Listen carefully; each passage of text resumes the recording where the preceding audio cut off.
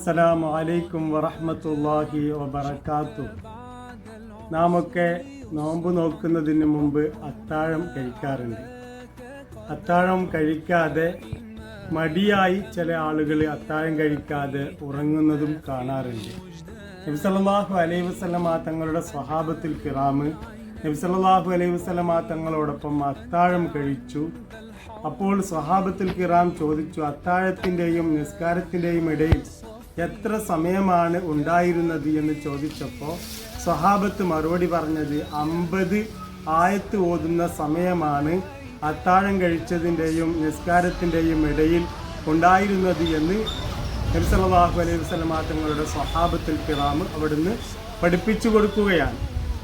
സാധാരണ നാം മടിയായി ചില ആളുകളൊക്കെ അത്താഴം കഴിക്കാതെ കിടന്നുറങ്ങുന്നത് കാണാറുണ്ട്. അത് ബറക്കത്തില്ലാത്ത ഒരു സംഭവമാണ്. ബറക്കത്ത് വേണം. അത്താഴം കഴിക്കുന്നത് വലിയൊരു ബറക്കത്താണെന്ന് നബി സല്ലല്ലാഹു അലൈഹി വസല്ലമ തങ്ങൾ പറഞ്ഞിട്ടുണ്ട്. തസഹറു, നിങ്ങൾ അത്താഴം കഴിക്കുക, ഫൈന്ന ഫിസ്സുഹൂരി ബറക്ക, അത്താഴത്തിൽ ബറക്കത്തുണ്ട് എന്ന് നബി സല്ലല്ലാഹു അലൈഹി വസല്ലമ തങ്ങൾ നമ്മെ പഠിപ്പിക്കുന്നു.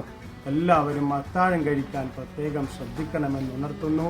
യഹൂദികളുടെയും അതുപോലെ തന്നെ മുസ്ലിങ്ങളുടെയും ഇടയിലുള്ള വ്യത്യാസം, യഹൂദികൾ അത്താഴം കഴിക്കാതെ നോമ്പ് നോക്കുന്നു, മുസ്ലിമീങ്ങൾ അത്താഴം കഴിച്ചുകൊണ്ട് നോമ്പ് നോക്കുന്നു.